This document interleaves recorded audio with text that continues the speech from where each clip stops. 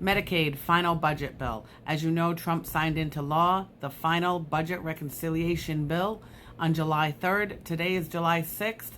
All my videos about this budget bill will be formatted in the same way. I will cover certain topics. At the beginning of the video, I will let you know what the topic is so that you know whether it's worth your time to watch.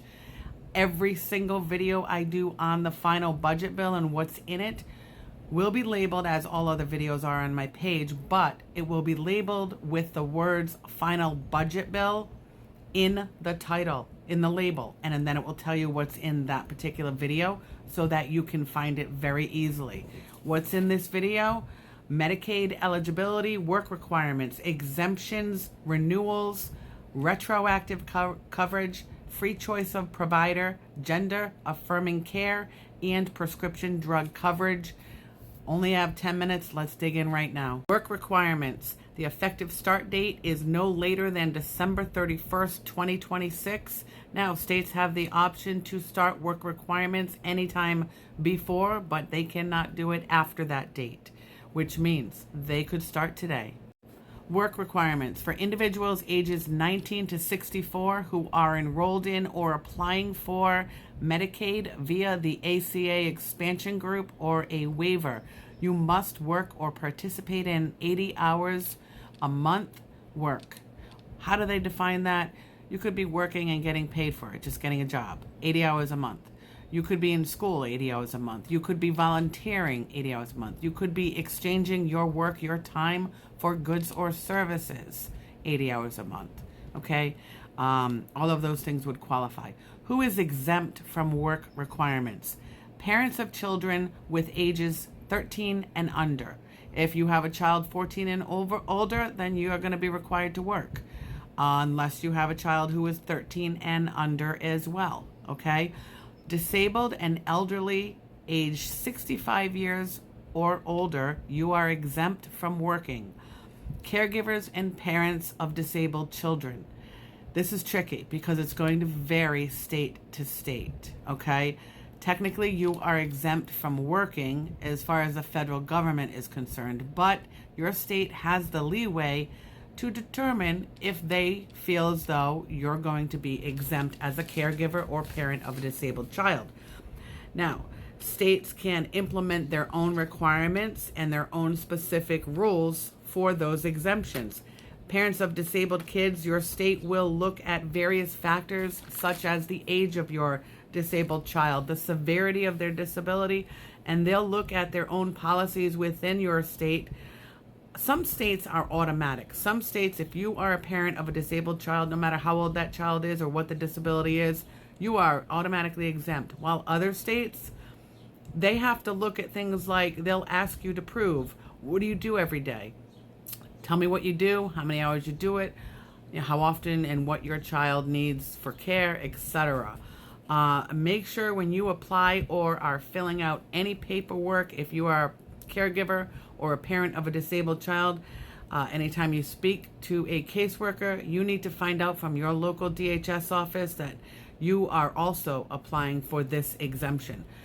So in addition to your application or in addition to your renewal applications, there might be something separate, another application, a waiver to exempt you from working if you are a caregiver or a parent of a disabled child that you have to complete. So you have to inquire with your local DHS office.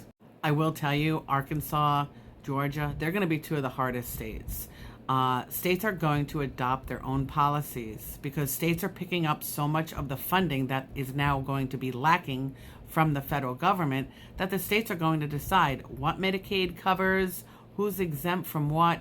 They're going to be making those decisions. So this is going to heavily rely on what your state chooses to do.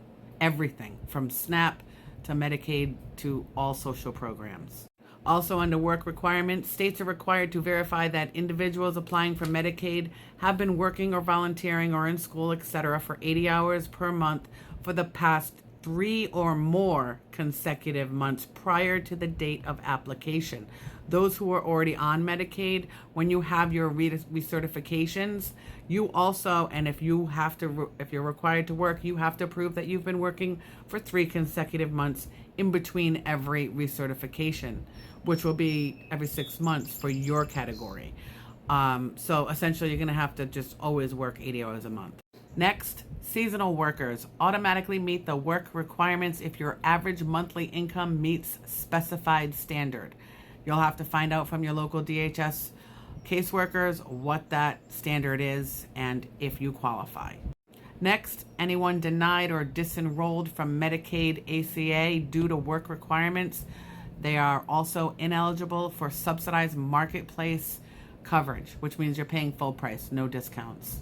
States now will also be required to use data matching to verify whether or not an individual meets the requirement or qualifies for an exemption.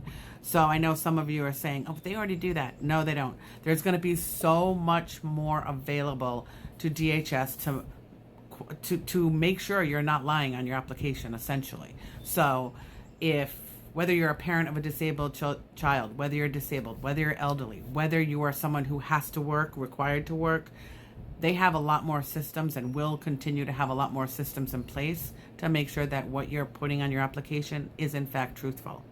All of those go into effect, as I said, December 31st, 2026, but states can implement all of these work requirements I just previously spoke about tomorrow if they choose.